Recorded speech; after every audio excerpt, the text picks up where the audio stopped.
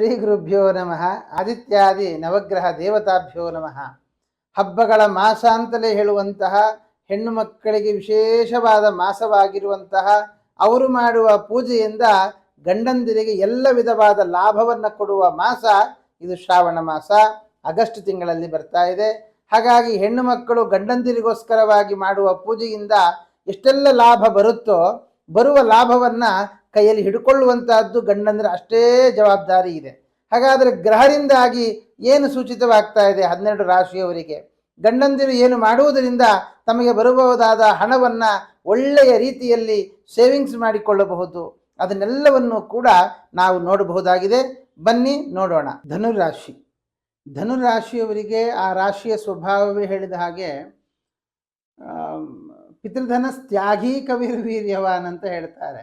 ಅಂದರೆ ತಂದೆಯಿಂದ ಬಂದ ಸಂಪತ್ತನ್ನು ತ್ಯಾಗ ಮಾಡಿ ತನ್ನದೇ ಸಂಪತ್ತಿನಲ್ಲಿ ಜೀವನ ಮಾಡಬೇಕು ಅನ್ನುವಂತಹ ದೊಡ್ಡ ಬಯಕೆ ಧನುರಾಶಿಯವರಿಗೆ ಇರುತ್ತೆ. ಅಂದರೆ ಯಾರ ಪರರ ಹಣಕ್ಕೆ ಆಸೆ ಪಡುವ ವ್ಯಕ್ತಿಗಳಲ್ಲ. ಅದರ ಜೊತೆಗೆ ಈ ಧನುರಾಶಿಯವರಿಗೆ ಗುರುಬಲ ಕಡಿಮೆ ಇರುವಂತಹದ್ದು, ಪಂಚಮಾಧಿಪತಿಯಾದ ಈ ಕುಜ 6ನೇ ಮನೆಗೆ ಹೋಗುವಂಥದ್ದು, ಮತ್ತು 8ನೇ ಮನೆಯ ಚಂದ್ರ 7ನೇ ಮನೆಯಲ್ಲಿ ಬರೋದರಿಂದ ಈ ಮಾಸ ಸ್ವಲ್ಪ ಹುಷಾರಾಗಿರಬೇಕು. ಕಾರಣ ಮನೆಯವರ ಜೊತೆಗೆ ಒಂದು ಭಿನ್ನಾಭಿಪ್ರಾಯಗಳು ಬರುವಂಥದ್ದು, ಯುದ್ಧ ನಡೆಯುವಂಥದ್ದು, ಮಾನಸಿಕವಾದ ಕ್ಲೇಶ, ಅದರಲ್ಲಿಯೂ ಹಬ್ಬಗಳ ದಿನಗಳಾಗಿರೋದ್ರಿಂದಾಗಿ ಹಣಕಾಸಿನ ವಿಷಯದಲ್ಲಿ ಖರ್ಚಾಗುತ್ತೆ. ಆ ಖರ್ಚೇ ದೊಡ್ಡ ಸಮಸ್ಯೆಗಳಾಗಿ ಮನೆಯವರ ಜೊತೆಯಲ್ಲಿ ಭಿನ್ನಾಭಿಪ್ರಾಯಗಳಾಗಿ ಹಬ್ಬವೂ ಕೂಡ ಆಚರಣೆ ಮಾಡಲಿಕ್ಕೆ ಆಗದೇ ಇರುವ ರೀತಿಯಲ್ಲಿ ಆಗುವ ಒಂದು ಸನ್ನಿವೇಶ ಬರುವ ಸಾಧ್ಯತೆ ಇದೆ. ಆದ್ದರಿಂದ ಧನುರಾಶಿಯವರು ತುಂಬ ಜಾಗ್ರತೆ ಮಾಡಿ, ಅದು ಹೆಂಗಸರಾಗಬಹುದು ಗಂಡಸರಾಗಬಹುದು, ನೀವು ನಿಮ್ಮ ಗಂಡಂದಿರ ಜೊತೆಗೆ ಗಲಾಟೆ ಮಾಡುವಾಗ ಅಥವಾ ಅವರು ಹೇಳಿದ ಮಾತನ್ನು ಒಮ್ಮೆ ಆಲಿಸಿ ಅದಕ್ಕೆ ಕೂತ್ಕೊಂಡು ಪರಿಹಾರ ಮಾಡಿಕೊಂಡು ಬಿಡಬಹುದು. ಮಾತು ಮಾತು ಮಾತು ಬೆಳೀತು ಅಂತ ಆದರೆ ಕೊನೆಗೆ ಹಬ್ಬವೇ ಇಲ್ಲದ ಹಾಗೆ ಆಗಿಬಿಡುತ್ತೆ. ಎಂತಹ ಹಬ್ಬದ ಅಡುಗೆಯನ್ನು ಮಾಡಿದರೂ ಉಪವಾಸ ಕೂರಬೇಕಾಗುತ್ತೆ. ಹಾಗೆ ಮಾಡಿಕೊಳ್ಬೇಡಿ. ಯಾಕೆಂದರೆ ಹಬ್ಬ ಮಾಡುವುದೇ ಭಗವಂತನ ಅನುಗ್ರಹಕ್ಕೋಸ್ಕರ. ಈ ಗಲಾಟೆ ಮಾಡಿಕೊಂಡಾಗ ಅವನ ಅನುಗ್ರಹ ಬಿಡಿ, ಅವನ ಅವಕೃಪೆಯಾಗೆ ನಾವು ಪಾತ್ರರಾಗಿಬಿಟ್ರೆ ಬಹಳ ಸಮಸ್ಯೆಗಳಾಗುತ್ತೆ. ಆದ್ದರಿಂದ ಆ ರೀತಿಯಲ್ಲಿ ಮಾಡಿಕೊಳ್ಳದೆ ಕೂತ್ಕೊಂಡು ಅದಕ್ಕೆ ಒಳ್ಳೆಯ ಪರಿಹಾರಗಳನ್ನು ತೆಗೆದುಕೊಂಡು ಎಷ್ಟರ ಮಟ್ಟಿಗೆ ಹಣ ಇದೆಯೋ ಅದಕ್ಕೆ ತಕ್ಕ ಹಾಗೆ ಹಬ್ಬವನ್ನು ಆಚರಣೆ ಮಾಡಿಕೊಂಡು ಖರ್ಚು ವೆಚ್ಚಗಳನ್ನು ನೋಡಿಕೊಂಡು ಮುಂದುವರಿದರೆ ಬಹಳ ಒಳ್ಳೆಯದು.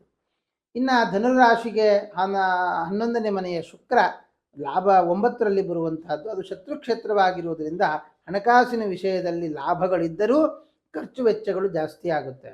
ಇನ್ನು ಈ 2ನೇ ಮನೆಯ ಶನಿ 3ನೇ ಮನೆಗೆ ಹೋದದ್ದರಿಂದ ಗತ ವಿಕ್ರಮ ಆಗುವಂಥದ್ದು, ಇದು ಸಂಪತ್ತು ಸೇವಿಂಗ್ಸ್ ಏನಿದೆ ಆ ಸೇವಿಂಗ್ಸನ್ನು ತೆಗಿಬೇಕಾಗುತ್ತೆ. ಅದು FD ಆಗ್ಬೋದು, ಅಥವಾ ಸ್ಟಾಕ್ ಆಗ್ಬೋದು, ಅಥವಾ ಮ್ಯೂಚುವಲ್ ಫಂಡ್ ಆಗ್ಬೋದು. ಎಲ್ಲಿ ನಾವು ಅದನ್ನು ಸೇವಿಂಗ್ಸ್ ಇಟ್ಟಿರ್ತೇವೆ, ಯಾವುದಾದ್ರು ಒಂದು ಸೇವಿಂಗನ್ನು ತೆಗಿಬೇಕಾದ ಪ್ರಸಂಗ ಬರುತ್ತೆ. ಅದು ತೆಗಿತಾ ಇದ್ದೀವಲ್ಲ ಅಂತ ಬೇಸರ ಮಾಡಿಕೊಳ್ಳಬೇಡಿ. ಒಳ್ಳೆಯ ಕೆಲಸಕ್ಕೆ ವಿನಿಯೋಗಿಸ್ತಾ ಇದ್ದೇವೆ, ಒಳ್ಳೆಯದಕ್ಕೋಸ್ಕರ ವಿನಿಯೋಗಿಸ್ತಾ ಇದ್ದೇವೆ ಅನ್ನೋ ಸಂತೋಷದಿಂದ ತೆಗೀರಿ. ಖಂಡಿತ ಒಳ್ಳೆಯದಾಗುತ್ತೆ, ಯೋಚನೆ ಮಾಡುವ ಅಗತ್ಯ ಇಲ್ಲ. ಇನ್ನು ವಿದ್ಯಾಭ್ಯಾಸಕ್ಕೆ ಸಂಬಂಧಪಟ್ಟ ಹಾಗೆ ನೋಡುವಾಗ ಗುರುವಿನ ದೃಷ್ಟಿ ಇದೆ, ಆದರೆ ಗುರು ಇರುವುದು 6ನೇ ಮನೆಯಲ್ಲಿ. ಅದರಿಂದ ಅಧಿಕವಾದ ಪ್ರತಿಬಂಧಕಗಳು ಇದ್ದರೂ ಆ ಪ್ರತಿಬಂಧಕಗಳನ್ನು ಗೆಲ್ಲುವ ಸಾಮರ್ಥ್ಯ ನಿಮಗಿದೆ ಅನ್ನೋದನ್ನು ಮರಿಬೇಡಿ. ಅದರಿಂದ ಒಳ್ಳೆಯ ಕಾನ್ಸಂಟ್ರೇಷನ್. ನಮಗೆ ಕಾನ್ಸಂಟ್ರೇಷನ್ ಇಲ್ಲ ಸ್ವಾಮಿ, ಏನು ಮಾಡೋದು ಅಂತ ಮಕ್ಕಳು ಕೇಳ್ತಾರೆ. ಹಾಗಾದರೆ ಕಾನ್ಸಂಟ್ರೇಷನ್ನ ಹೆಚ್ಚು ಮಾಡಿಕೊಳ್ಳೋದು ಹೇಗೆ ಅಂತಂದರೆ ಅದಕ್ಕೊಂದು ಒಳ್ಳೆಯ ಉಪಾಯ. ಏನದು?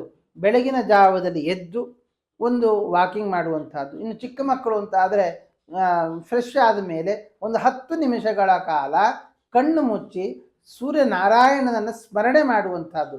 ಕಣ್ಣು ಮುಚ್ಚಿ ಅವನನ್ನು ಧ್ಯಾನ ಮಾಡಿದರೆ ಪ್ರತಿ ದಿವಸ ಒಂದು 10 ನಿಮಿಷ ಮಾಡ್ತಾ ಬರಲಿ, ಅವರ ಕಾನ್ಸಂಟ್ರೇಷನ್ ಹೆಚ್ಚಾಗುತ್ತೆ, ಅವರ ವಿಲ್ ಪವರ್ ಜಾಸ್ತಿ ಆಗುತ್ತೆ, ಬುದ್ಧಿಶಕ್ತಿಯು ಜಾಸ್ತಿ ಆಗುತ್ತೆ. ಹಾಗಾಗಿ ಇದು ಸೈಂಟಿಫಿಕ್ ಆಗಿಯೂ ಕೂಡ ನಿಮಗೆ ಗೊತ್ತಿರಬಹುದು, ಅನೇಕರಿಗೆ ವಿಟಮಿನ್ ಡಿ ನಮಗೆ ಸೂರ್ಯನಿಂದಾಗಿ ಸಿಗ್ತಾ ಬರುತ್ತೆ. ಯಾವಾಗ ಸೂರ್ಯ ಎದ್ದ ಮೇಲೆ ನಾವು ಹೇಳ್ತೀವಿ ಅವಾಗ ಯಾವ ಪ್ರೋಟೀನ್ ನಮಗೆ ಸಿಗೋದಿಲ್ಲ. ಆದರೆ ಸೂರ್ಯ ಏಳೋದಕ್ಕೆ ಸಂದರ್ಭದಲ್ಲೇ ನಾವು ಬೇಗ ಎದ್ದು ಫ್ರೆಶಪ್ ಆಗಿ ಆ ಸೂರ್ಯನನ್ನು ನಾವೇ ಆಧಾರದಿಂದ ಸ್ವಾಗತ ಮಾಡಿದರೆ ಆವಾಗ ನಮಗೆ ಒಳ್ಳೆಯ ವಿಟಮಿನ್ ಡಿ ಸಿಗುತ್ತೆ, ಒಳ್ಳೆಯ ಎನರ್ಜಿ ಸಿಗುತ್ತೆ, ಒಳ್ಳೆಯ ಬುದ್ಧಿಶಕ್ತಿಯೂ ಸಿಗುತ್ತೆ. ಆ ರೀತಿಯಾಗಿ ನೀವು ಧ್ಯಾನವನ್ನು ಮಾಡ್ತಾ ಬಂದಾಗ ಎಲ್ಲ ಮಕ್ಕಳಿಗೂ ಕೂಡ ಅನುಕೂಲ ಆಗುತ್ತೆ ವಿದ್ಯಾಭ್ಯಾಸಕ್ಕೆ. ಇನ್ನು ಯಾರು ಭೂಮಿ ಖರೀದಿ ಮಾಡಬೇಕು ಅಂತ ಇದ್ದೀರಿ, ಸ್ವಲ್ಪ ಜಾಗ್ರತೆ ಮಾಡಿ. ಅಲ್ಲಿ ಸರ್ಪವೀಥಿ ಇತ್ಯಾದಿಗಳು ಇರುವಂತಹ ಜಾಗವನ್ನು ಖರೀದಿ ಮಾಡುವ ಸಾಧ್ಯತೆ ಇದೆ. ಈ ಸರ್ಪವೀತಿ ಅನ್ನೋದು ದೊಡ್ಡ ವಿಷಯ. ಆ ಸರ್ಪವೀತಿ ಅಂದರೆ ಸರ್ಪಗಳು ಸಂಚಾರ ಮಾಡುವಂತಹ ಒಂದು ಸ್ಥಳ ಅಥವಾ ಅವುಗಳ ಮಾರ್ಗ ಅಂತ ಹೇಳ್ತಾರೆ.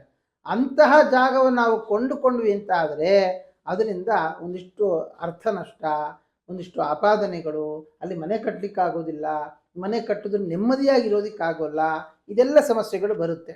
ಅದನ್ನು ನಾನು ಈ ವಾಸ್ತುವಿಗೆ ಸಂಬಂಧಪಟ್ಟ ಒಂದು ವಿಡಿಯೋಗಳಲ್ಲಿ ಸ್ಪಷ್ಟಪಡಿಸಿದ್ದೇನೆ. ಮುಂದಿನ ದಿನಗಳಲ್ಲಿ ಇದಕ್ಕೆ ತಕ್ಕ ಹಾಗೆ ಇನ್ನೊಂದಿಷ್ಟು ವಿಷಯಗಳನ್ನು ಸ್ಪಷ್ಟಪಡಿಸ್ತೇನೆ. ಹಾಗಾಗಿ ನೀವೇನು ಮಾಡಬೇಕು ಅಂತಂದರೆ, ಇದರಲ್ಲಿ ಏನಾದರೂ ಆ ಥರ ಸರ್ಪವೀತಿ ಇದೆಯಾ ಅನ್ನೋದನ್ನು ಒಂದು ಕನ್ಫರ್ಮೇಷನ್ ತೆಗೊಂಡು ನಿಮ್ಮ ಗೊತ್ತಿರತಕ್ಕಂತಹ ದೈವಜ್ಞರಲ್ಲಿ ಕೇಳಿ ತಿಳಿದು ಮತ್ತು ಜಾಗದ ಖರೀದಿಗೆ ಕೈ ಹಾಕಿ ಒಳ್ಳೆಯದಾಗುತ್ತೆ. ಇನ್ನು ಈ ವಾಹನ ಸಂಚಾರ ಮಾಡುವಾಗಲೂ ಜಾಗ್ರತೆ ಮಾಡಿ. ಗೋಜಾಶ್ವಿಕರ್ಕಿ ಮಿಥುನಾ ಸಮೃಗ ನಿಶಾಕ್ಯಾಹ ಅಂತ ಹೇಳಿದ ಹಾಗೆ ನಾವು ಈ ರಾತ್ರಿ ಹೊತ್ತಲ್ಲ, ಬೆಳಗಿನ ಹೊತ್ತಿನಲ್ಲಿಯೇನೇ ವಾಹನ ಸಂಚಾರ ಮಾಡುವಾಗ ವಾಹನದಿಂದ ಬಿದ್ದು ಗಾಯ ಮಾಡಿಕೊಳ್ಳುವಂತಹ ಸಾಧ್ಯತೆ ಇದೆ. ಹಾಗಾಗಿ ಸ್ವಲ್ಪ ಜಾಗ್ರತೆ ಮಾಡಿ.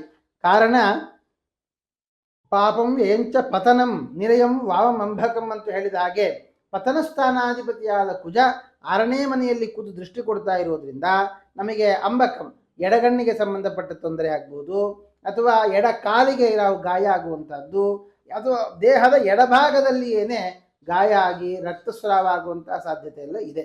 ಹಾಗಾಗಿ ಅದರ ಕಡೆ ಸ್ವಲ್ಪ ಗಮನ ಹರಿಸುವುದು ಒಳ್ಳೆಯದು. ಅದರ ಜೊತೆಗೆ ಧನುರಾಶಿಯವರಿಗೆ ಶತ್ರುಗಳು ಜಾಸ್ತಿ ಆಗ್ತಾರೆ. ಅದರಿಂದ ಶತ್ರುಗಳನ್ನು ಗೆಲ್ಲುವುದು ಸ್ವಲ್ಪ ಕಷ್ಟ ಆಗುತ್ತೆ. ಹಾಗಾಗಿ ಏನು ಮಾಡಬೇಕು ಅಂತಂದರೆ, ನೀವು ಈ ಶನಿ ಪ್ರದೋಷ ಈ ಮಾಸದಲ್ಲಿ ಆಗಸ್ಟ್ ತಿಂಗಳಲ್ಲಿ ಶನಿ ಪ್ರದೋಷ ಇದೆ. ಆ ಶನಿ ಪ್ರದೋಷದ ಸಂದರ್ಭದಲ್ಲಿ ಶನಿಯನ್ನು ವಿಶೇಷವಾಗಿ ಪ್ರಾರ್ಥನೆ ಮಾಡಿ ಶನಿ ಪೂಜೆಯನ್ನು ಮಾಡಿ. ನಾನು ಆಲ್ರೆಡಿ ಶನಿ ಪೂಜೆಯನ್ನು ಮಾಡುವ ಬಗ್ಗೆ ಹೇಗೆ ಅಂತ ಶನಿ ಜಯಂತಿಯ ವಿಡಿಯೋದಲ್ಲಿ ತಿಳಿಸಿದ್ದೇನೆ. ಅದನ್ನು ಶನಿ ಪ್ರದೋಷದ ಸಂದರ್ಭದಲ್ಲಿಯೂ ಕೂಡ ಮಾಡಬಹುದು.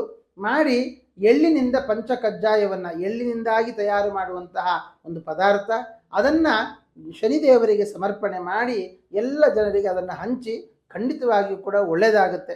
ಇಷ್ಟು ದೊಡ್ಡ ಪೂಜೆ ನಾವು ಮಾಡಲಿಕ್ಕೆ ಆಗೋಲ್ಲ ಅಂತಂದರೆ ಏನು ಯೋಚನೆ ಬೇಡ. ಪ್ರತಿ ಶನಿವಾರ ಕಪ್ಪು ಬಟ್ಟೆಯನ್ನು ಧಾರಣೆ ಮಾಡಿಕೊಂಡು ಮುಖ್ಯಪ್ರಾಣರ ದೇವಸ್ಥಾನಕ್ಕೆ ಹೋಗಿ 12 ಪ್ರದಕ್ಷಿಣೆಯನ್ನು ಹಾಕಿ, ಅಥವಾ ಶನಿದೇವರ ದೇವಾಲಯಕ್ಕೆ ಹೋಗಿ ಒಂದು 11 ಪ್ರದಕ್ಷಿಣೆಯನ್ನು ಹಾಕಿ ದೇವರಿಗೆ ದಂಡವನ್ನು ನಮಸ್ಕಾರ ಮಾಡಿದರೆ ಬಹಳ ಅನುಕೂಲವಾಗುತ್ತೆ. ಮತ್ತು ಈ ಶನಿಯಿಂದಾಗಿ ಬರುವಂತಹ ಯಾವ ಸಮಸ್ಯೆಗಳಿದೆ ಆ ಎಲ್ಲ ಸಮಸ್ಯೆಗಳು ಕೂಡ ನಿಮಗೆ ಬಗೆಹರಿಯುತ್ತದೆ. ಅದರ ಜೊತೆಗೆ ನಮಗೆ ಈ ಕೆಲಸಕ್ಕೆ ಸಂಬಂಧಪಟ್ಟಂತಹ ಸಮಸ್ಯೆಗಳು ಏನಿತ್ತು ಅದೆಲ್ಲವೂ ಕೂಡ ಬಗೆಹರಿಯುತ್ತದೆ. ಇದು ಒಂದು ರೀತಿಯ ಪರಿಹಾರ. ಆದರೆ ಇನ್ನು ನೀವು ಮಾಡುವಂತಹ ಏನು ಕೆಲಸ ಮಾಡ್ತಾ ಇರ್ತೀರಿ, ನಿಮ್ಮ ಕೆಳಗೆ ಕೆಲಸ ಮಾಡುವಂತಹ ವ್ಯಕ್ತಿಗಳಿಂದಾಗಿಯೂ ಕೂಡ ನಮಗೆ ತೊಂದರೆ ಆಗುವ ಸಾಧ್ಯತೆ ಇರುತ್ತೆ. ಆದ್ದರಿಂದ ಆ ತೊಂದರೆ ಯಾರಿಂದ ನಡೀತಾ ಇದೆ, ಯಾರ ಮುಖಾಂತರ ನಡೀತಾ ಇದೆ ಇತ್ಯಾದಿಗಳನ್ನು ಕೂಡ ನೀವು ಗಮನ ಹರಿಸಿಕೊಂಡು ಅದಕ್ಕೆ ತಕ್ಕ ವಿಧವಾದ ರೀತಿಯಲ್ಲಿ ನೀವು ತಯಾರಾಗಬೇಕಾಗಿರುವಂಥದ್ದು. ಜೊತೆಗೆ ಯಾರನ್ನು ಎಲ್ಲಿ ಇಡಬೇಕು ಆ ರೀತಿಯಾಗಿ ನೀವು ಇಡ್ತಾ ಬಂದ್ರಿ ಅಂತ ಆದರೆ ಕೆಲಸಕ್ಕೆ ಸಂಬಂಧಪಟ್ಟಂತಹ ಅನೇಕ ಸಮಸ್ಯೆಗಳನ್ನು ತಾವು ಬಗೆಹರಿಸಿಕೊಳ್ಳಬಹುದು.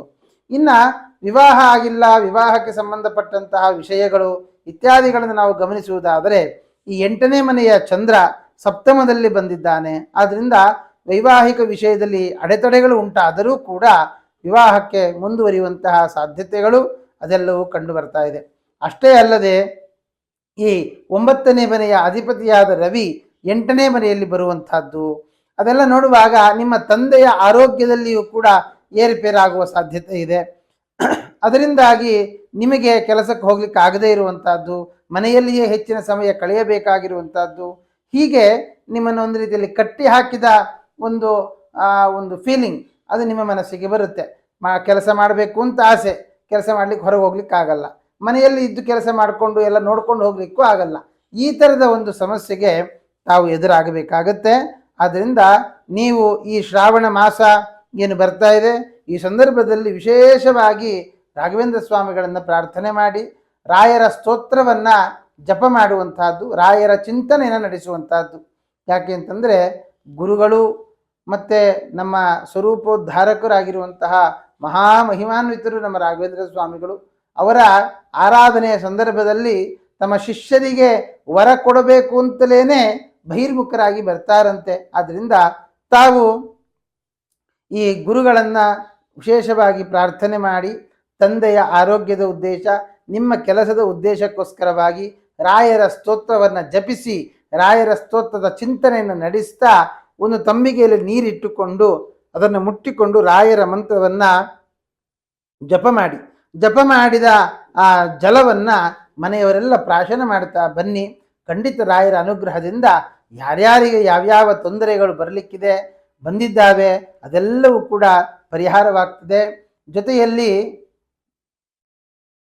ಜೊತೆಯಲ್ಲಿ ನಮಗೆ ಈ ಕರ್ಮಸ್ಥಾನದಲ್ಲಿ ಬಂದಿರತಕ್ಕಂತಹ ಕೇತು ಜೊತೆಗೆ ಷಷ್ಠದಲ್ಲಿ ಬಂದಿರತಕ್ಕಂಥ ಶತ್ರುಗಳ ಒಂದು ಶತ್ರುಗಳು ಜಾಸ್ತಿ ಆಗುವುದು. ನಾನು ಆಗಲೇ ಹೇಳಿದ್ದೇನೆ, ಶತ್ರುಗಳನ್ನು ನಾವು ಜಾಸ್ತಿ ಮಾಡಿಕೊಳ್ತಾ ಹೋಗ್ತೇವೆ ಅಂತ. ಆದ್ದರಿಂದ ರಾಯರ ವಿಶೇಷವಾದ ಪ್ರಾರ್ಥನೆಯನ್ನು ಮಾಡುವಂತಹದ್ದು ಬಹಳ ಒಳ್ಳೆಯದಾಗುತ್ತೆ. ಹಾಗಾಗಿ ಧನುರಾಶಿಯವರಿಗೆ ನಾನೇನು ತಿಳಿಸಿದ್ದೇನೆ ಅದು ಪರಿಹಾರಗಳು, ನೀವೇ ಮಾಡಿಕೊಳ್ಳಬಹುದಾದಂತಹ ಪರಿಹಾರಗಳನ್ನು ಮಾಡಿಕೊಂಡಲ್ಲಿ ಕೆಲಸಕ್ಕೆ ಸಂಬಂಧಪಟ್ಟ ಸಮಸ್ಯೆಗಳಾಗ್ಬೋದು, ಆರೋಗ್ಯಕ್ಕೆ ಸಂಬಂಧಪಟ್ಟ ಸಮಸ್ಯೆಗಳಾಗ್ಬೋದು, ಹಣಕಾಸಿನ ವಿಷಯದಲ್ಲಿ ಬಂದಿರತಕ್ಕಂತಹ ಸಮಸ್ಯೆಗಳಾಗ್ಬೋದು, ಎಲ್ಲ ಸಮಸ್ಯೆಗಳಿಂದ ಪಾರಾಗಿ ದೇವರ ವಿಶೇಷ ಅನುಗ್ರಹಕ್ಕೆ ಪಾತ್ರರಾಗಬಹುದು ಅಂತ ಹೇಳ್ತಾ ಶ್ರೀಕೃಷ್ಣಾರ್ಪಣಮಸ್ತು.